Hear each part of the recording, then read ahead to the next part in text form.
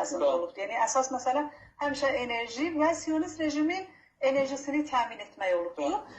Sizinlə söhbətlərimizi davam etdirəcəyik. Hazırda bizimlə Skype bağlantısında Mehdi Aksu Türkiyədəndir. İcmalçı Mehdi Aksu. Cənab Aksu, eşidirsiniz məni. Salamlayıram sizi. Axşamınız xeyir. Aleykümselam, hayırlı akşamlar. Cənab Aksu, bilirsiniz ki, Azərbaycan Respublikası Siyonist rejimin enerji tələbatının və nefti olan tələbatının 67%-ni ödəyir və hazırda Siyonist rejim özü də etiraf edir ki, bu yanacaqla tankları, təyyarələri doldurur və Qəzzədə müsəlman xalqı bombalayır, onlara qarşı cinayətlər törədir və bu neft Türkiyənin Ceyhan limanından daşınır. Bununla bağlı fikirlərinizi bilmək istərdik. Buna münasibətiniz nədir? Bismillahirrahmanirrahim ve bihi nesta'in. Öncelikle hayırlı yayınlar diliyorum. İsrail Siyonist rejimi, korsan rejim, barbar rejim, zalim rejim 1947'den bugüne 75 senedir, özellikle son 40 senedir bölgede ve elel husus Filistin'de inanç ayrımı yapmadan, millet ayrımı yapmadan, yeri gelir Müslümanları katleder, yeri gelir Hristiyanları katleder, yeri gelir kiliselere hücum eder, saldırır, papazları, Hristiyanları tartaklar, yeri gelir camilere saldırır, bebekleri katleder, kadınları, yaşlıları, hayvanları katleder.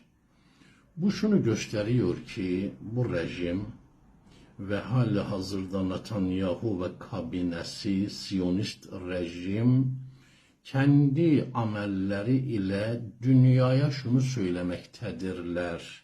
Bizler kendi çıkarlarımız için hiçbir şeye acımayacağız. Kendi menfaatlerimiz için hiçbir zaman katliamdan geri durmayacağız ve bizler insanlık düşmanlarıyız. Dünyanın İsrailli sadece Müslümanlarla aralarında bir inanç meselesi olmadığını bilmeliler ve İsrail'in insanlık düşmanı olduğunu idrak etmeliler. Bunun altını öncelikle çizmiş olayım. İsrail insanlık düşmanıdır. Ve 40 seneden bugüne Müslümanların, Hristiyanların evlerine, yurtlarına, sokaklarına, hastanelerine, camilerine, ibadethanelerine, kiliselerine füzedir ki, bombadır ki, ateştir ki dökmektedir.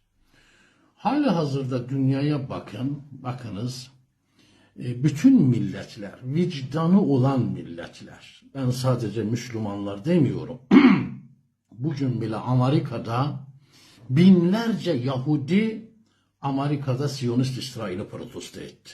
Binlerce Yahudi, bakın altını çizerek arz edeyim. Yani İsrail'in dışında Avrupa'da yaşayan, Amerika'da yaşayan Yahudiler bile Siyonist korsan rejim, barbar, vahşi rejim İsrail'in yaptıklarını kınamaktadırlar.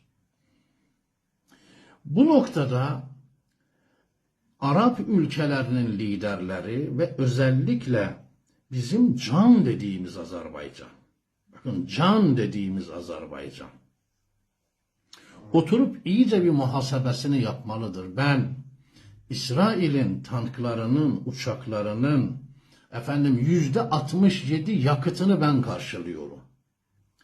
İsrail'in tarihine bir dönüp bakmalılar. İsrail'in geçmişine dönüp bir bakmalılar. İsrail'den kimseye yar olmayacağını kavramalılar. İsrail'den kimseye, hele özellikle inananlara, Maide suresinin 82. ayetinde Allahu Teala, ben Azerbaycanlılara sesleniyorum, Azerbaycan milletine değil, Azerbaycan milleti, can Azerbaycan milleti Siyonizmin karşısındadır. emperyalizmin karşısındadır. Zulmün karşısındadır.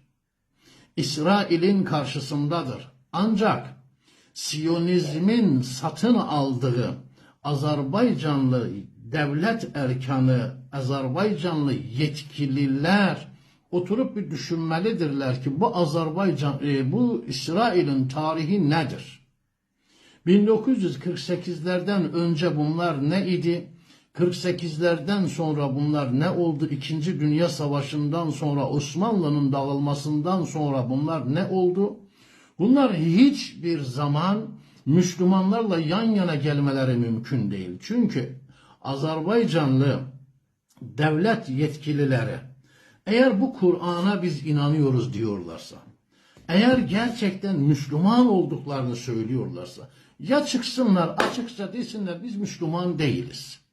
Biz Kur'an'ı da kabul etmiyoruz. Maskelerini indirsinler. Yüzlerindeki o maskeyi düşürsünler.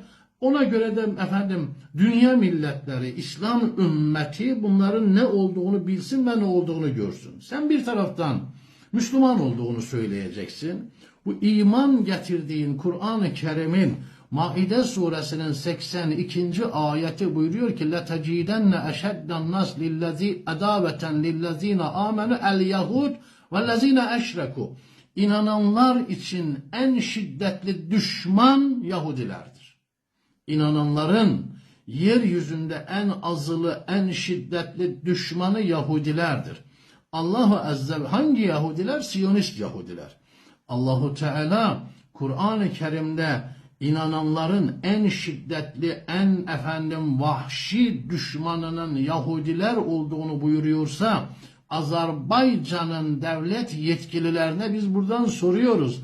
Hangi gerekçe ile, hangi sebeple siz bugün bebekleri öldüren, bakın bebekleri öldüren, 18 günlük, 19 günlük zaman zarfında binlerce insan öldürülmüştür. Savaşın da bir ahlakı vardır. Savaşın da bir edebi vardır. Savaşın da bir kuralı vardır.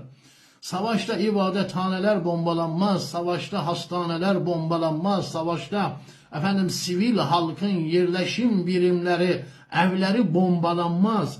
Siz dünyanın gözü önünde zalim, barbar, kural tanımayan Siyonist rejimin bu katliamlarını gördüğünüz halde hangi gerekçeyle bunların tanklarının, uçaklarının %67 yakıtını karşılıyorsunuz? Bunun elbette ki bakın bugün günümüzde yaşananlar tarihe not düşülecektir. Ve gün gelecek özgür milletler, hür milletler ayaklanacaklardır. Dünyanın her tarafında özellikle İslam ülkelerinde bugün İsrail'den yana tavır alan devletler, ülkeler ve o devletlerin yöneticilerine karşı gün gelecek özgür ve hür milletler, Müslüman olsun gayrimüslim olsun baş kaldırıp ayaklanacaklardır. Ve o gün onların son demi olacaktır. Dolayısıyla bunları akıl ile, kanun ile, izan ile açıklamak mümkün değildir. Yani bugün Birleşmiş Milletler toplantı yapıyor. 120 ülke karar alıyor ki ateşkes yapılsın diye. Birleşmiş Milletler'de bugün alınan karar 120 devlet ateşkesin alınması için ivedilikle adım atılmasına karar veriyor. Ama İsrail diyor ki ben bu 120 devleti tanımıyorum. Çünkü abisi, çünkü babası Amerika diyor ki ben sana yeşil ışık yaktım. Ne yaparsan serbestsin. Amerika'nın ağzıyla, büyük şeytanın ağzıyla hareket ediyor. Amerika'nın girdiği coğrafyada kandan başka ne olmuştur? İsrail'in adım attığı yerlerde vahşetten, dehşetten başka ne olmuştur? Buna göre Azerbaycan devlet yetkilileri oturup yeniden bir karar verip özellikle Müslüman milletlerin doğrultusunda hareket etmeleri gerekmektedir. Buyurun şimdi. Aydındır. Cenab-ı Aksu, belə bir tənqid Türkiyəyə qarşı da vardı və Recep Tayyip Erdoğan'ı anti-İsrail beyanatlarında səmimi hesab etmirlər və deyirlər ki, əgər həqiqətən də Recep Tayyip Erdoğan İsrailə qarşıdırsa, Məsniyə Ceyhan limanından Azərbaycanın neftinin daşınmasına imkan verir və onun qarşısını almır. almır.